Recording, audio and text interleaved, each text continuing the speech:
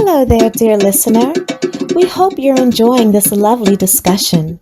If you're not already aware, this show is part of a podcast network called KWAZ Radio, a Pan-African Nationalist and Garveyite network come to showcasing the rich and varied thoughts of African people. We have an exciting lineup of shows that we think you'll enjoy, including the Bitter Medicine Podcast. I think black people require too much buy-in. Like, we constantly have to sell black people on things that are beneficial to black people. The Pro-Black Perspective Podcast. I'm fearful that our people are not really studying how to get ahead, and we're kind of, continually staying behind. The Harsh Reality Podcast. To me, it don't matter. I think people are so dumbed down. It wouldn't matter what you reveal to them. They still are in the matrix. They're in the simulation. They're going to keep doing what they did. They lemmings. So to me, it don't matter, man. The Learning Curve Podcast. Sexual access has never given you economic empowerment. The only person who has ever been economically empowered by a sexual relationship is the wasp and his woman. The Cathedra Cheek Show. When we start rising up to fight for our own, I guarantee you they'll stop doing what they're doing. I guarantee you they would have let their brother go. They was waiting to see what black folks was going to do. Brother Bakari Podcast. Black people love to claim folks that hate them, right? They're a slave master, and they are ashamed of who they really are. The Forecast Radio. Like, if you pray to the same deity as, like, your enemy, and that God blesses your enemy more than you may want to reconsider who you're praying to, And Tanzan, African Mind. Africans generally are welcoming of everyone. Sometimes, to my consternation, I think that they should be less, welcoming. If you love our podcast network, we would be grateful if you could rate and review us on Apple Podcasts.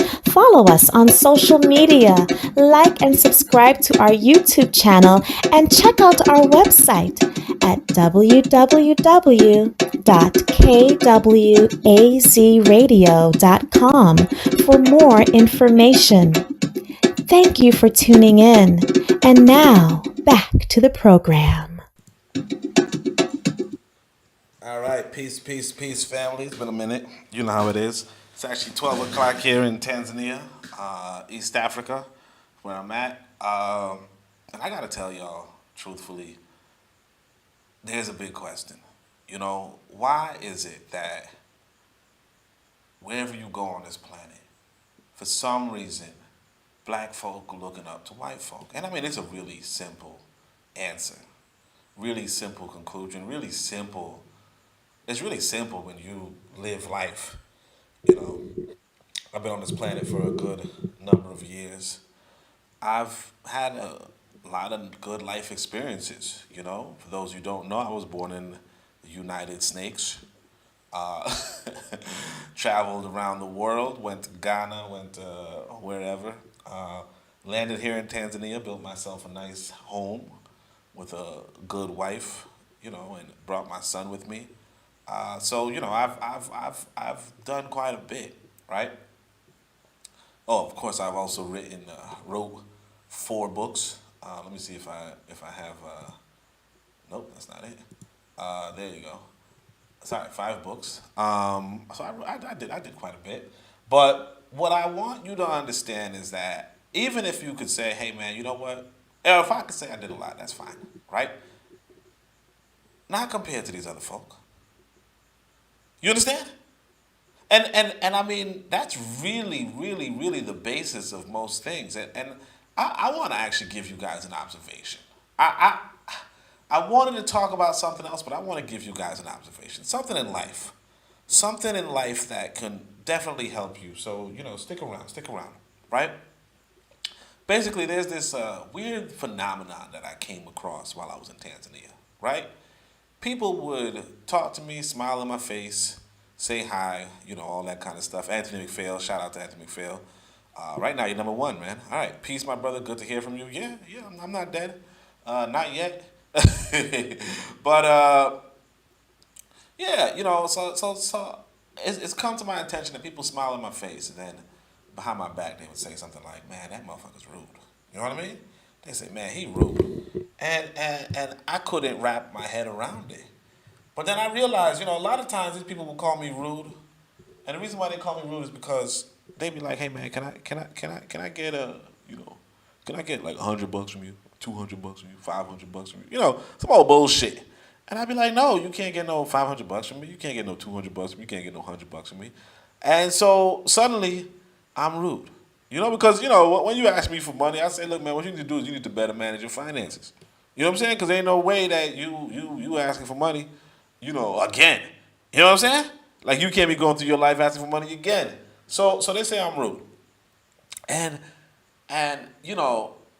sometimes I have conversations with some people, and they would say, "Man, I agree with that other person. You rude," and I would say, but then I started to do like an assessment.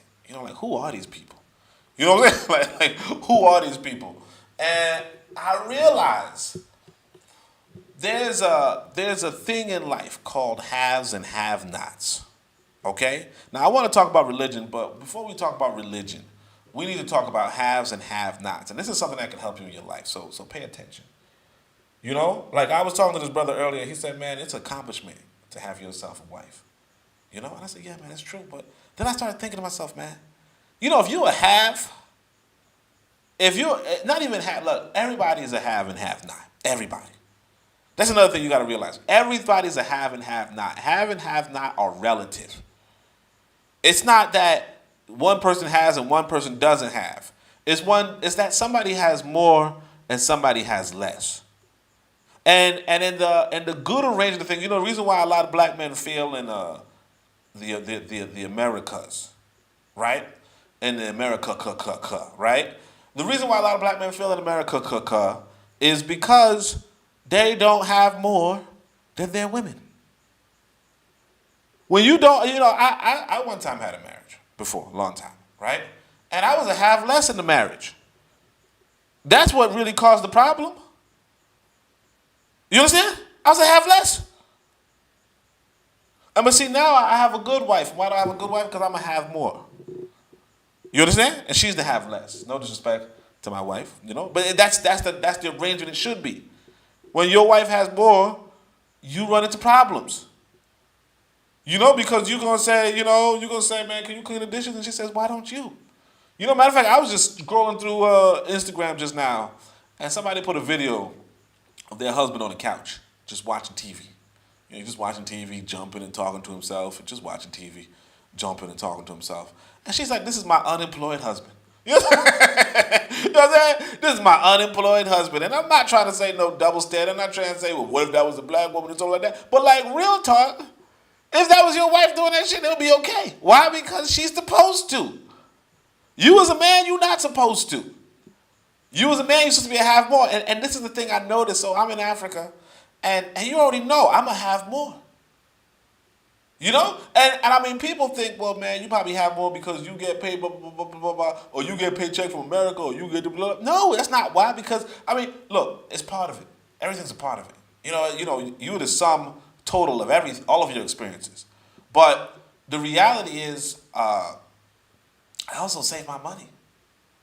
I pick up on a lot of bad spending habits when I'm in Africa. A lot of people are, throwing banquets every night.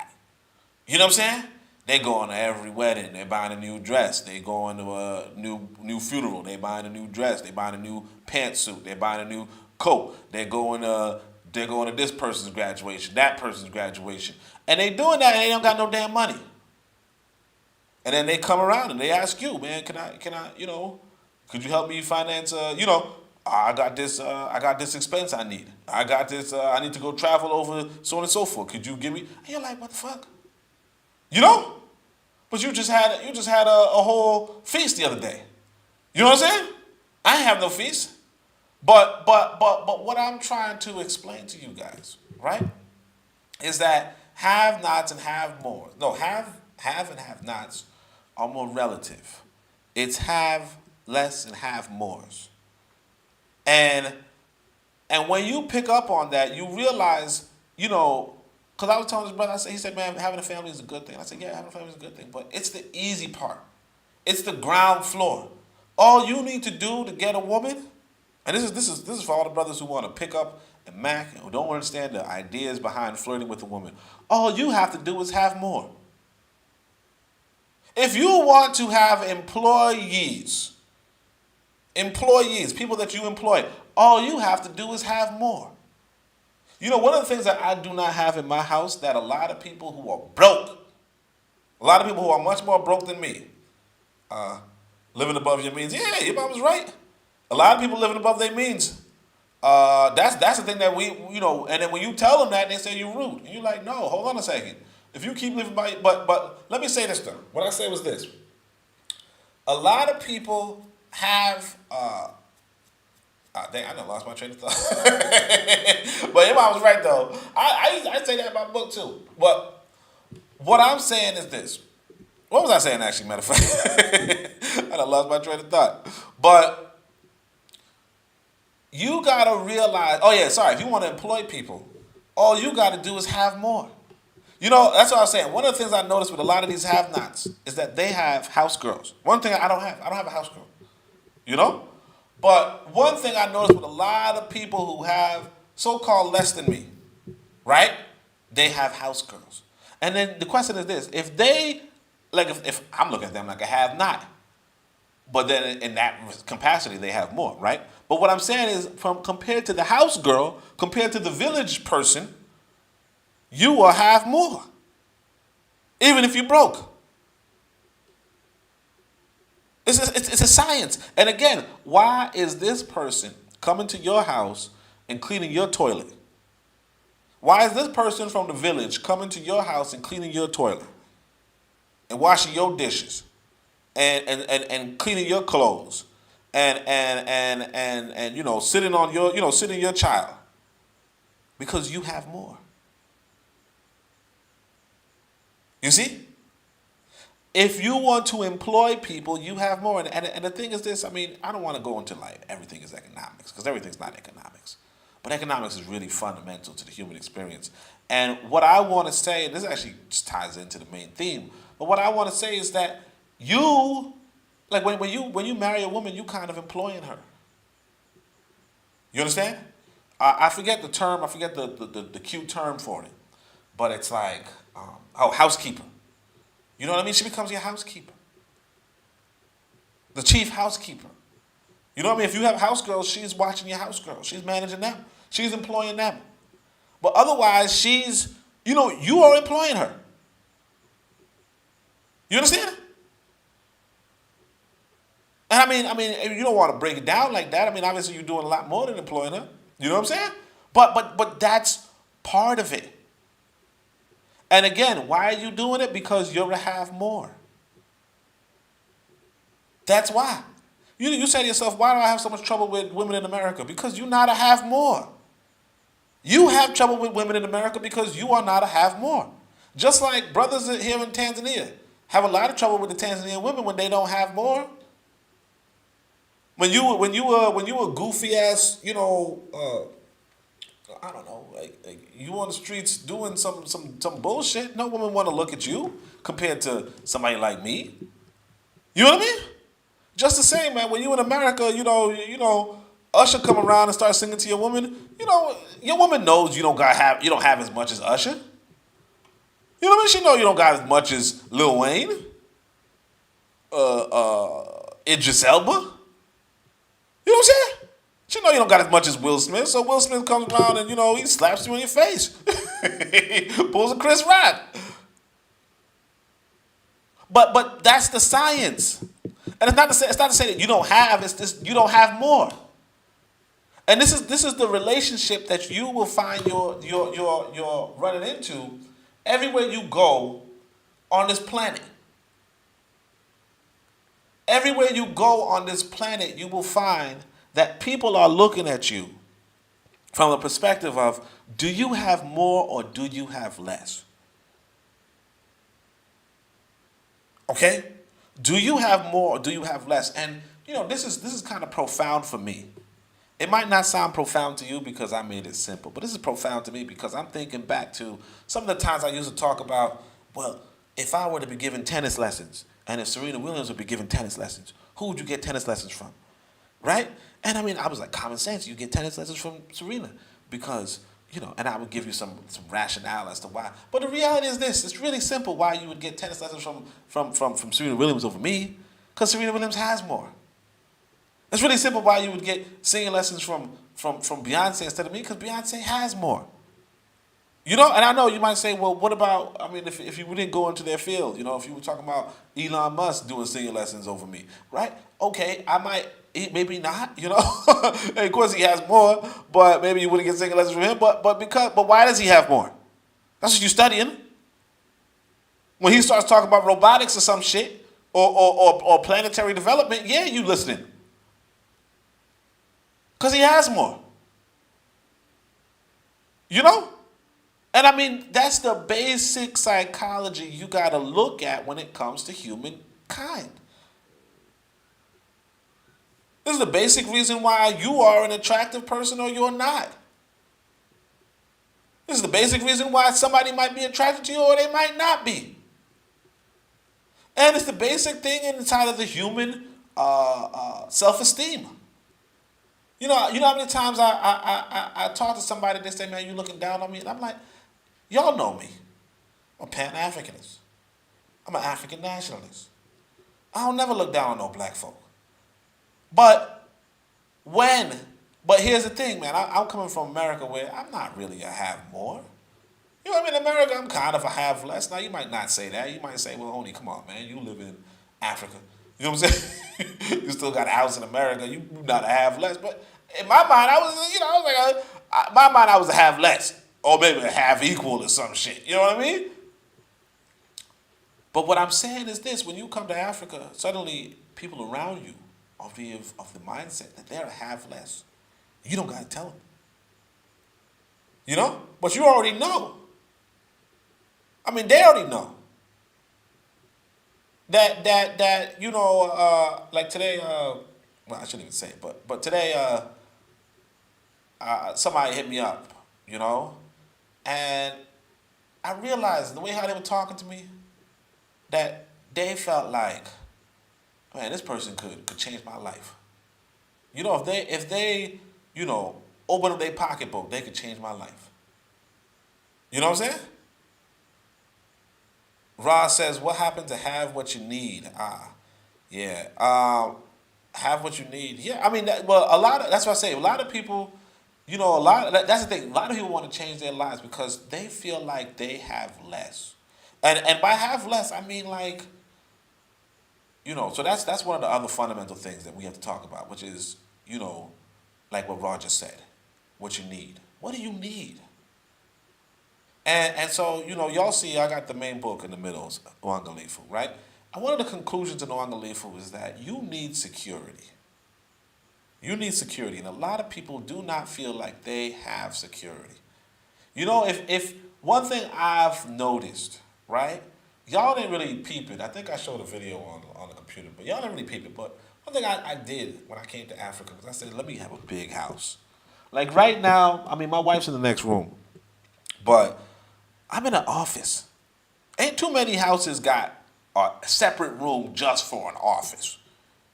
Okay? I got my own personal office. I got my own personal gate. I got, just a nice, secure life. I don't know if y'all heard, but there was some stuff going on in Tanzania. You know what I mean? There was some people who were shot and killed in the streets, and I didn't have to worry about that.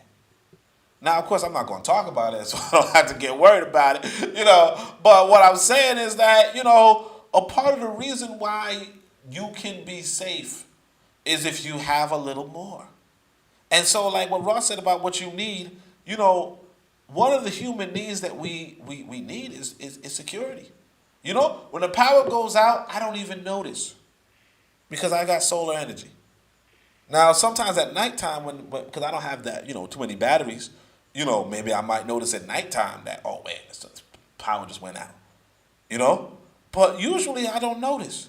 I haven't dug a well per se, but like right now there's a water shortage, and I have a water tank, and I've been surviving off of that. A lot of other people feel it right away. They don't have the water tanks. Okay, there's a lot. There's a lot that you need that you can't afford without money. And another thing that people like to do, and I don't blame them, is they like to support their family. You know, and a lot of people cannot support their family without the economy, without the economics, without the money. But then we come to the main theme, which is, so why are the non-black religions so big among black people? And it really comes back down to that, It comes back down to, well, these people have. You see what I'm saying? If you were to do a challenge, right? Like you go to a brother like Anthony and you ask him, all right, man, truth, real talk. What are the 10 best economies on the planet? He might not say, you see, Rod knows what it is. Solar on your mountains, yeah, but see, solar costs money to build. And if as soon as you build it, and that's why I say, if you make smart economic decisions, you don't gotta worry. Like me, I got a water filter. I don't need to buy water. You see what I'm saying? Now, obviously, if the water is stopped from the city, then I got a problem. But on the real, when you buy smart, that's when you living good. Like you see, Ross says no bills. That's what it is. But you got to get to the point where you get to no bills. You don't just start off with solar panels. But yeah, what I was saying about the economy. You say the top 10 economies. And the reality is this, not very many people are going to be like, well, there's Morocco, there's Zambia, there's Zimbabwe, they're not going to do that. You're talking about the top 10 on the planet. You're not going to do that. And I mean, you could be on that,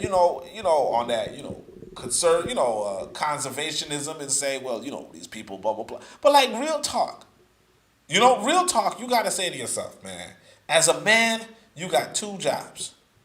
Employ, destroy.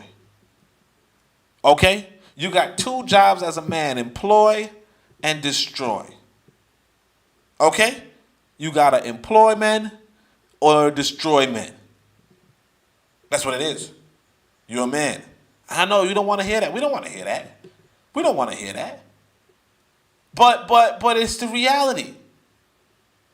It's the reality. And then you say, well, what else? Employ and destroy. You say, well, you got to employ nature. When we talk about technology, I have my son. I told my son, look, you got to read Uangalifu. Okay? You got to read Uangalifu. And so he's reading the chapter. I don't remember what chapter he was reading, but I think I started looking into, the chapter on technology. And it was like, now I think the reason why I told him you got to read Uangalifu because I picked up the book and I said, damn, man, that sentence I wrote on technology, that's power. You know what I'm saying? Let me see if I could just pull it up. I'm gonna look at it on my screen, but I tell people be technological. Oh yeah, here it goes. This is the chapter right before the chapter I wanted to show y'all. How do I describe technologic or technology? And it says humans have always augmented their power with nature's. That is that you employ nature. Okay? You employ nature. That's what technology is. When you like you see Rod just said, we got solar panels. Right? She said we got solar panels. She's employing nature to power her home. You see what I'm saying? She's employing nature to power her home. You see? It's like, I said there's a water shortage, right? Where's water from? We don't make water. You know what I'm saying? Water's a part of nature, right? So you have to employ nature, okay? Move the pipes, whatever, to grow your crops or to even drink water. And then now you go to the subject of destroy, right? You have to destroy nature too. And the thing is this, a lot of us will be like, no, man, you can't destroy nature, man. Don't destroy nature. But how do you build a house if you don't destroy nature? And more importantly, here's the thing I want to point out to y'all, man. I'm here in Africa, man. I ain't never seen so many damn lizards in my life. Okay, I've never seen so many damn lizards in my life. Every day you go, every day you see another damn lizard, man, just walking around your house, man. I'm not talking about you see a lizard on the street. I'm talking about they should be paying rent. Now I'm not saying I would destroy no lizard. I'm not on that time, right? But what I realize is this: there are a lot of pests that if you don't destroy, something wrong with you. You know what I mean? Like you know when you talk about you seeing some people, like I remember I used to live in like a poor area in Dar es Salaam, okay? And I tell you, man, y'all know that joke where you talk about there's a fly in my soup and a person takes the soup back? Man, they bruh. If there wasn't a fly in your soup, you wasn't at that restaurant. You know what I'm saying? Matter of fact, I remember I was on the streets. I'll tell you about the name of the city. The name of the part of the city is called Goba, right? I remember one time I was passing by the bakery. Oh man, you would think they was raisin bread they was making. They was not making raisin bread, bro. They was not making raisin bread. It was fucking disgusting, man. But I'm telling you that you have to sometimes at some point, like I ain't mad at this white boy for the fact that, you know, you don't usually see no damn flies in his restaurants. You know what I mean? Now it's not that good, but it's not. It's better. I'm gonna put it that way. Ross says we had brethren that worked from BP and brought broken solar panels from them for 25 USA and put them back to good. Yeah, but that's still money. But all the same, what I mean is this: that that's employing and destroying. Okay? That's employing and destroying. So, one thing that white folk do, right? And we know they destroy nature, and they destroy it too much. We don't like that, right? But you got to destroy somehow. You know, it's like you see a tree, you destroy the tree, and employ it to make a table. Okay? You destroy the tree to employ it and make it a table. You understand? And if you're a man, you make it a table.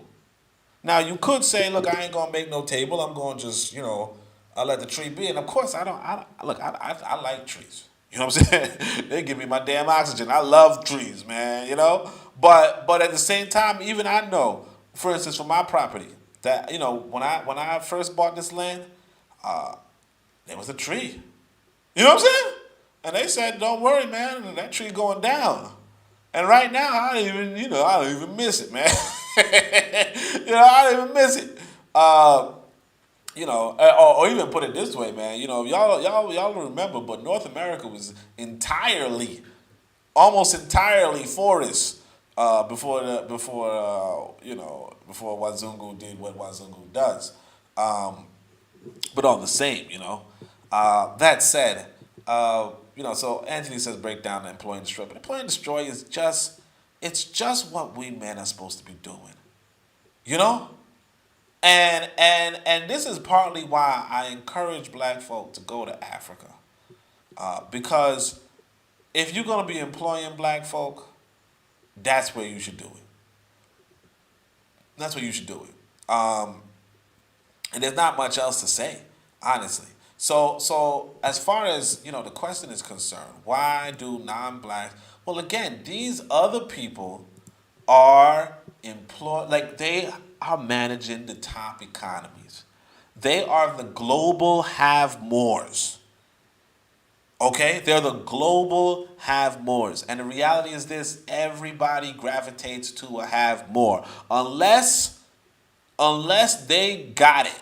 Unless you unless you got it. Like, for instance, like I tell y'all, see me, you ain't never going to see me asking nobody for money. Now, I mean, obviously, if I do ask for money, maybe it might be like, you on YouTube, and that's what you're supposed to do. You're supposed to be like, hey, man, I got a Cash App. You're supposed to do that. I ain't never really sweating if my Cash App. I don't remember the last time my Cash App went off. I mean, shit. You know what I'm saying? Like that's not even my time. Matter of fact, I remember one dude, I ain't like the motherfucker. So the motherfucker, sorry, I shouldn't curse, but I ain't like the dude. So I think he sent me, I don't know how much he sent me, but I refunded that dude. I was like, I don't like you, my guy. You know what I'm saying? like I just don't like you, man. I don't even want your motherfucking money. You know what I mean? Like I'm not even on that time of asking nobody for money. So because I'm not but that's where I'm at in my life. You get what I'm saying? Like because, like Anthony's mom says, I'm not living above my means. When there's three ways to live economically. There's above your means, there's within your means, and there's below your means. Okay? And I'm living below my means. You see? So I don't be asking for no money because it's just going, you're just going to add it to the pile. I'm not saying I'm rich or nothing. No, I'm not rich. But what I'm saying is that when you I'll put it this way. Let me break down some math for you guys, matter of fact. Because this is actually an important question. Because this is actually important for economic development, economic growth, just for people in general. And I'm not saying this is my experience. I'm saying that this was what was written by the dude who transformed the European economy. The Wealth of Nations. But what I'm trying to say is I'm going to break down the math for you guys. Let's pretend. How much we want to say? Let's say $2,000 a month, right? No. Let's say $5,000 a month, right?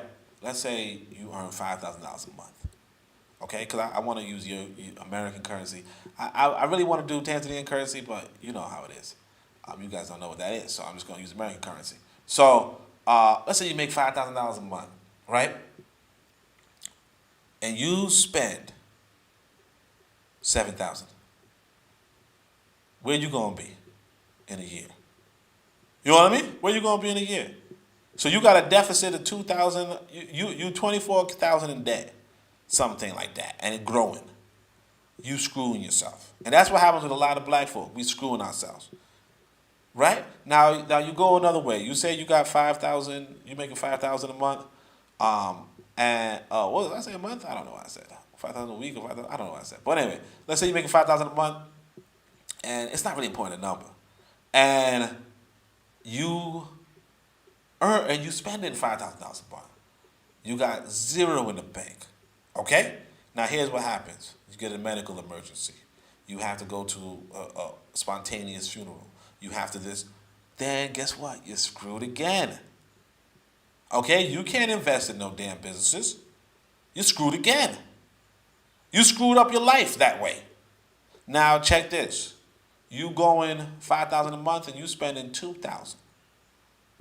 Okay? In a year, let's say you got $3,000 surplus, right? And we're doing a month, right? So you got 12 months. You got $36,000 in the bank. You see? And then all of a sudden, you're not asking. I'm not saying, hey, man, can y'all donate? Because y'all sending $5. Okay? If you sending $5 and I got $36,000, I'm not really like, oh, my gosh, man, thank you. I thank you, obviously. It's your money. You know what I'm saying? But I'm not sweating. Because it's like, okay, you just added 1%. I'm not, it don't kill me. It don't make no difference. Now, obviously, people who do that asking money thing, they have big followers. So, if 5,000 people send you $5, you just made 25 grand. So it's not like that. But I know damn well ain't no shit in the breadth and the history of my podcast. Not even 500 people listen. So you know what I'm saying? So it's like not even 500 people remember me. So I'm not even sweating that shit. You know what I'm saying? Like you know what I mean? But what I'm saying is, yeah, these other people have. So that's the economic discipline that these other people are employing too. You see? That's the other winning economic principle that these other people are playing too. And the thing is this, it's not happening in Africa. It's not happening among us black folk. And what's sad is this, you pick up this book. I told my son to read this book too. Matter of fact, I couldn't even look up, if I remember what it was called. Oh, Character Building by Booker T. Washington. Now, I haven't read the whole thing. I sometimes pick up this book and I say, I got to put this shit down. Because this brother, Booker T. Washington, remember this, Booker T. Washington, he's not in Africa. Okay, he's not in Africa. Booker T. Washington is talking about black folk in Africa. Okay? I don't know how, I don't know why, but the same black folk in America he's talking about is the same black folk that surrounding me. He's talking about black folk. As soon as we get our paycheck, we spending it all. We spending it all. He's like the white man making fun of us because we don't know how to hold on to our job. We quit the job the next day. We throwing big feasts on our money. And I'm like, man, this is all bad economic habits. And somehow they were, white folk was trash talking black folk in, 1830, whatever. All right? And meanwhile, the same thing applies to black folk in the middle of damn Africa 200 years later. It's insane. Matter of fact, I even want to pull it up. Real talk. I kind of want to pull it up because it's actually borderline insane. Let me see if I could even do that though. I think because that book is online, character building. But he was just like, yo, man, these people he was like, they don't even be working, man. Like they be quitting their job the next day. And I mean, it's all a bunch of stereotypes that white folk be saying. Oh, here it is right here. Let me see. Let me see if I can put this up, man. Let me see if I can put this up. So this one's on influencing by example. I think I just looked at the word job. I'm gonna see if I could. I don't know if I could even put up a page. Hold on a second. Let me make sure. All right, back. Let me see if this works. I got character building. I don't know if it's big enough for you guys. Let me try to zoom in. Let me just see if this works. Hold on a second. All right, this thing is not centered. I don't know how to center it. Let me see if I can. Okay, here. All right, this thing's not centered. Let me see if. Yeah, I can't center it. It's not zooming in. Let me see how that looks on your screen. Real quick. I keep minimizing this thing. But if I press this, I'm going to go into the other screen. All right, never mind. Let me just see if I could just read it to y'all quick, fast, like Ramadan. Let me just double check if that zoom in. That zoom in kind of did work. All right, so I look at the word job because I remember I was like, what am I reading, man? This brother talking about us. He talking about the people down here, man. He says, look. Let's start from here. He says, in a rich and prosperous country like America, there's no excuse for persons living in idleness. I have little patience with persons who go around whining that they cannot find anything to do, especially in the South, where the soil is cheap. There's little or no excuse for any man or woman going about complaining that he or she cannot find it work. You cannot set proper examples unless you yourself are constantly employed. Look at that. Employ. Did I say that? All right. And I mean, I didn't even read this thing in months. So he says, say to it then, whether you live in a city, a town, or in a country district, that you are constantly employed when you are not engaged in the proper kind of recreation or in rest. Unless you do this, you will find that you will go down as thousands of other young men have gone down, as thousands of our young men are constantly going down, who yield to the temptations which beset them. Now he says, look, refrain from staking your earnings upon games of chance, right? It's gambling. See to it that you pass by those things which tend to your degradation. Teach this to others. Teach those with whom you come in contact that they cannot lead strong moral lives unless they keep away from the gambling table. See to it that you regulate your life properly, that you regulate your hours of sleep. Have the proper kind of recreation. Quite a number of young men in the city stay up until 12, 1, or 2 o'clock each night. Sometimes they're at a dance, sometimes at the gambling table, or in some brothel, or drinking in some saloon. As a result, they go to late their work, and in a short time you hear them complaining about having lost their positions. They'll tell you that they have lost their jobs on account of race prejudice or because their former employers are not going to hire colored help any longer. But you will find if you learn that's not the one that I wanted to show you guys actually. But, I mean, that does sound familiar, but, that's just probably him. And again, you see, I was going to say that's just him being a Christian. You see? Because one of the things you're going to pick up on, too, is that, Christianity and Islam, they do teach you some sort of morals. You see? Don't drink. Don't go partying. Don't go do this. You see? Don't act like you will have more.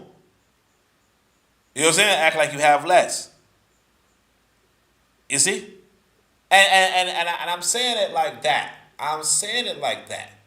Okay? Listen to me. I'm saying it like that for a reason. When you pick up Wealth of Nations, he will tell you that's the basis. He'll tell you, hey, yeah, you know what? There were the liberals and the conservatives. You know, the conservatives who had the money, liberals who didn't. No, the liberals who had the money, the conservatives who didn't. Right? And so the liberals are living this highfalutin, this gambling, drinking, smoking kind of life because they could afford it. And the conservatives, right? When they try to live that same life, they go broke. And what religion was telling them was, don't live that life. It's not about which life is good or which life is bad. It's about, can you afford it? Are you living in your means? And this religion is just kind of justifying, oh yeah, that's not your means, bro. Others have been put in their place. There was one of the statements that was made to me over and over again. So this is special case. Yeah, colored people, these men said, would work earnestly and give good satisfaction until they got a little money ahead and got food enough assured to them to last them 2 or 3 weeks. Then they would give up the job or simply remain away from the factory until others have been put in their place. This was one of the statements that was made to me over and over again. You know?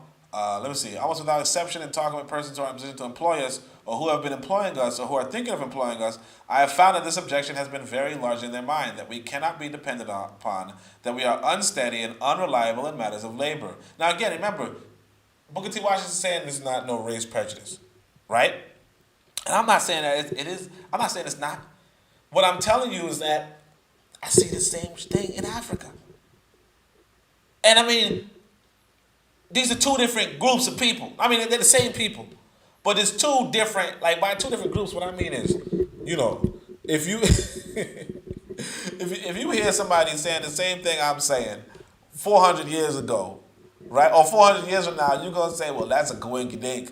You know what I mean? Like science kind of consistent. That's what you're going to say. Let's see. I find that there's a person, so the importance of being reliable. It says, I find the person with employers or might be, all right, let's see what this says. And you guys should read this book. Like I said, it's free.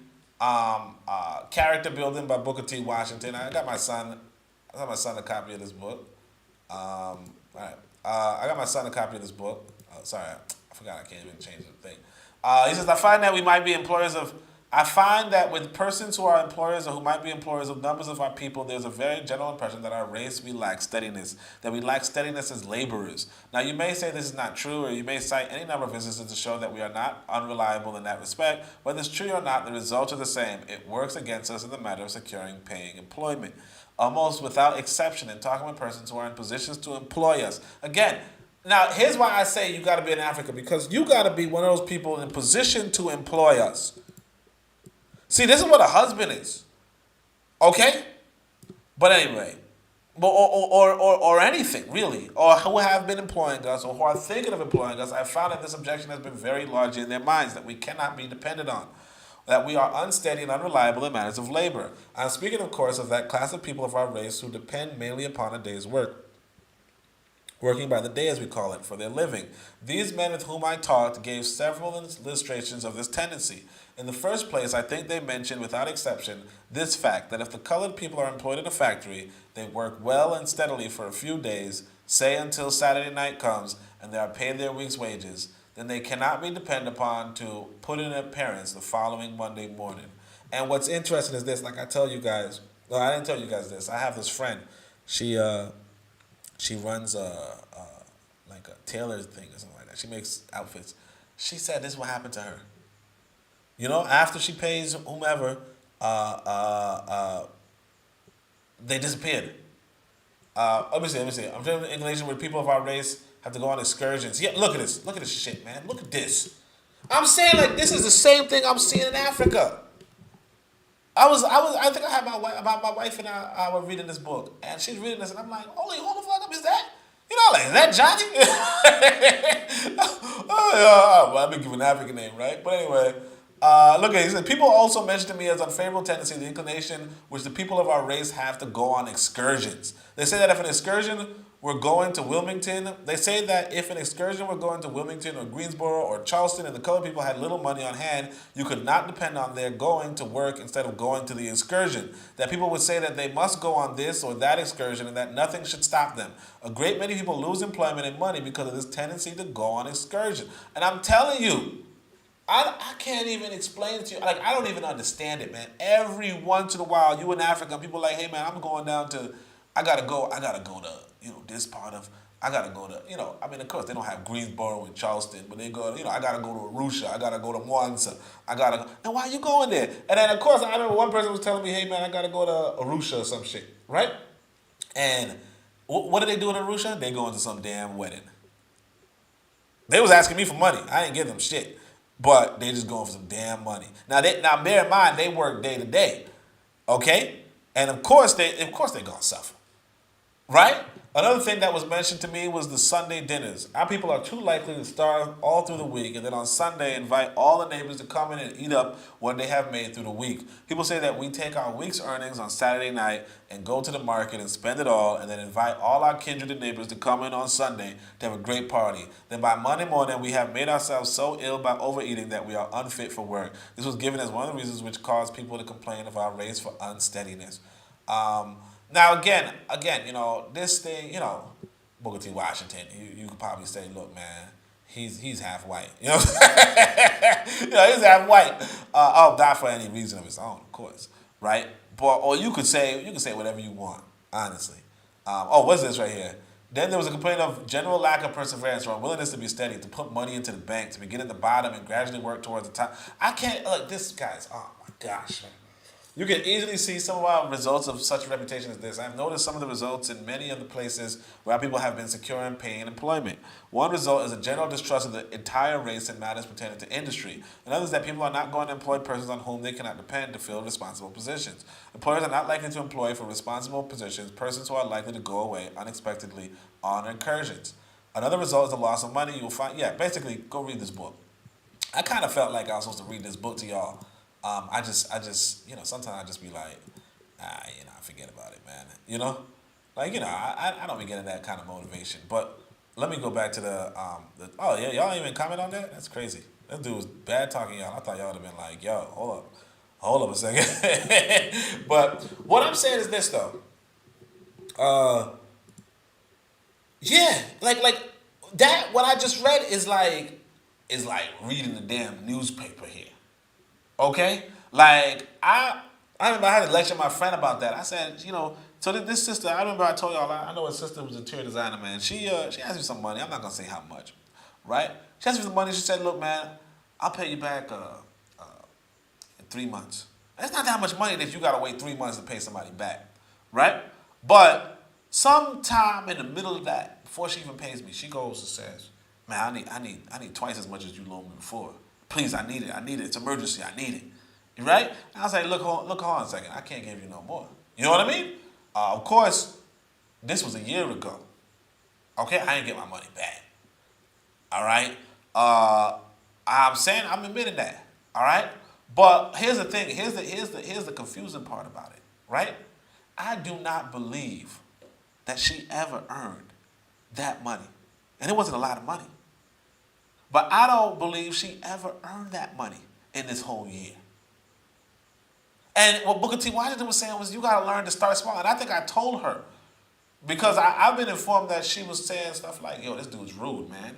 And I'm like, but I remember, I think one of the things I told her was, you got to try to start small. You can't be trying to start from the top. You understand? You can't be, oh man, I'm going to use this much capital and then I can flip it. You can't be flipping big money if you ain't big money. And that's the thing that a lot of us people, a lot of us don't understand. You can't be flipping big money if you're not big money. You can flip small money and then you start flipping big money. You know what I mean? And you might be like, well, this person or that person, because you could hear this, man, well, this person could flip big money. Yeah, they big money. like no shit, like the big money here in Tanzania is Azam. Yeah, Azam could flip big money, man. Why? Because he's damn Azam. You're not Azam. You know what I'm saying? You're not Azam. And you might be like, well, this guy was flipping. Yeah, man, maybe his daddy had big money too. So he come from big money. You know what I'm saying? You gotta discern. You gotta. Shit. Let me just say shit, man. That's all I'm gonna say. But then you say to yourself now, again, we have to go back to the theme. or we got to go to the topic, which is why do these other religions succeed? And it's because, like I said, another thing that they are is big money. Another thing is that, look, I tell y'all about the tithe system all the time. The pastor's always going to be the have. You understand? If you got 30 people giving 10%, you are making 3 times the average. Okay, that's mathematics. 30 people giving 10%, you're making 3 times the average. You say, how does that make sense? All right, you take 10 people, you take 10% from 10 people. What is that? The average. Okay, you take 10% from 10 people. What is that? The average. So you take 10% from 20 people. What is that? That's twice the average. Right? And you take 10% from 30 people. What is that? That's 3 times the average. And all of a sudden, when you are 3 times the average, then on average, right? On average, everybody's making less than you. Making a third of what you make. And you ain't even doing shit. Now, on the other hand, you have more in the sense of spiritual information, quote unquote, right? But the reality is you have more money, and everybody gravitates to the haves. And I say the only exception are the people who also have. Like, see, me, I don't gravitate to no have, right? But and I'm not even gonna say it like that. Sometimes what other people have that I gravitate to is, like, for instance, video game knowledge, packaging, publishing video games, publishing books or whatever. Then I gravitate to you. You see what I'm saying? Or even like another type of lifestyle or whatever. My point is that these other people, they come in and they have. Now you ask yourself, all right, Oda, you saying all this shit. But what are you fucking talking about? What do these other people have that black religions don't? You know what I'm saying? Black religions or atheists or spiritualists or whatever, what do they have to do? And you say to yourself, look, man, they got schools. They got colleges. They got universities. They got businesses. It's like, I remember a long time ago, I was talking to this sister, before I even came to Tanzania. There was a sister, and there was like a language exchange website, and I wanted to learn Swahili, right? I still haven't learned it, but I wanted to learn Swahili. So I connected with the sister on language exchange, and I said, she was a cool friend. And I said, it's too bad my son and your son can't ever talk, because your son talks Swahili and my son talks English. And she said, no, I'm teaching my son English. And I'm like, she's in the middle of damn Tanzania. Now, I've never been to Tanzania. But I'm like, you're in the middle of damn Tanzania, the capital of Swahili. Why would you be teaching your kid English? Now, of course, I come here and a lot of people learn English. And it's a reason. Because English allows you to be employed by English-speaking people. Like, who speaks English? Just like Arabic allows you to be employed by Arabic-speaking people. Who speaks Arabic? Who speaks Arabic? Now look, I teach you the Medu Necha. Who speaks Medu Necha? You know what I'm saying? Every day I end my podcast, well, I don't podcast every day, but I record a video and I say, Shem Hotep, Uncle Johnson, Neb, Amen, my Dua Necha. Now, the only person who understands what I'm saying is Anthony McPhail. You know what I'm saying? There's only one person on the damn planet that knows what I just said. I don't even know what I just said. You know what I'm saying? Like, I don't even know what I just said. The only person that understands me is Anthony. What I'm saying is this. These people understand that if you want to succeed in this world, right, you have to employ other people. You have to have more than other people. You have to do more, be more, okay? Think more, whatever. But my point is that you, I just got distracted by the numbers. But anyway, you have to employ people, okay? You have to employ, you have to destroy, you have to be the best economy, you have to be the have more. Really, if you want to navigate this life, all you got to do is just be a have more in some capacity. And somebody's gonna look at you positively. Okay? This world is about exchange. It's about exchanges. It's about trading. It's about going to other people and wanting something and you know, you either take it or you barter for it or you negotiate for it, but it's about exchange. And people only want to exchange with you when you have more. When you have something they want. Okay, when you have something they want. And that's what it is. And the reality is that the Christians and the Muslims, they have stuff that what other group has. You know what I mean? I was talking to somebody the other day. They said, "Oh man, you know, I got a friend, a Chinese friend." I'm like, "How you got a Chinese friend? You know, how you have a Chinese friend?" And it's just a Chinese person talking about, "Oh man, these are some new business ideas." But how do you have a Chinese friend? Why would you have a Chinese friend? There's no Chinese people here. You know what I'm saying? But the reason why you have a Chinese friend is because the Chinese have more. How they know random ass people, I don't know, but the Chinese have more. The whites have more. Not all whites, no. Arabs have more. And as long as you will have less, life's going to be tough for you. And you're going to be looking and clinging on people who have more. And that's really the concept there. You know, why did the other people, you know, why did the, shit, man. Other people,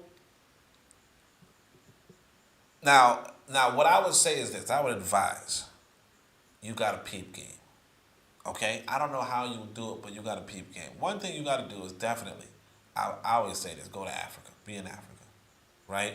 Be in Africa. You got to be a have more in Africa, okay? But obviously not everybody's going to do that. Most people are not going to do that. And that's fine. But you got to peep game. And what I mean by peep game is you got to see what these other people are doing and bite it. And I tell y'all this all the time.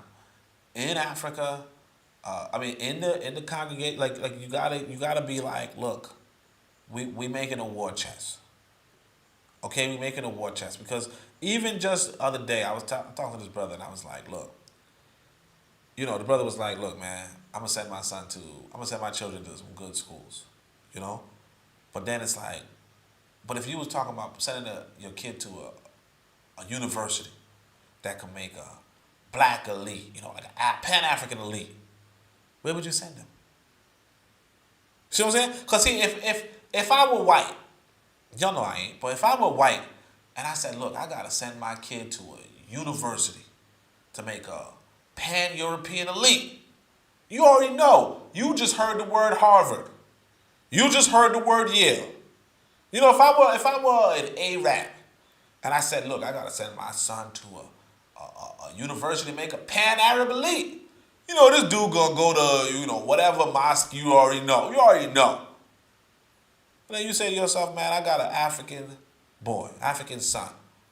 I want to send him somewhere to make a Pan-African elite. And you know what? Y'all thinking of Harvard. I mean, obviously you can go to an HBCU too. But here's the thing. You talking about an elite, Pan-African elite in the middle of Africa? Where that at? That's what I'm going to leave y'all with. It always comes to where that at. One of the things that black folk is not doing is we are not trying to be, like, we're not trying to be a competitive people. We're not trying to have more the hard way.